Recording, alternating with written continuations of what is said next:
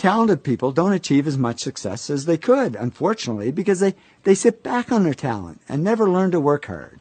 That's what happened to Michael Jordan when he first started playing basketball. He had the talent, but he wasn't putting in the work, and the coach actually cut him from the high school basketball team. Boy, that was a wake-up call. He says, I was very disappointed.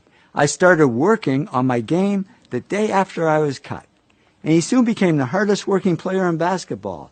And that hard work is what made him the greatest basketball player of all time. So I'd say the real gift isn't talent, it's the ability to work hard. And we tend to underestimate work and overestimate smarts. But in the end, work wins over smarts. In fact, many successful people aren't the smartest. They just work the hardest. Francois Parenteau said to me, I'm certainly not that smart. I can't even remember my own zip code. But he also says, work is a big part of my life. I think about investments pretty much 24 hours a day, 7 days a week. Nez Hallett III is CEO of Smart Wireless. And I thought that's ironic, because he told me he's not that smart. He says, I graduated from high school with a C average and college with a C- average. How did he do it? He said, if you're going to be successful at anything, the key thing is to work hard.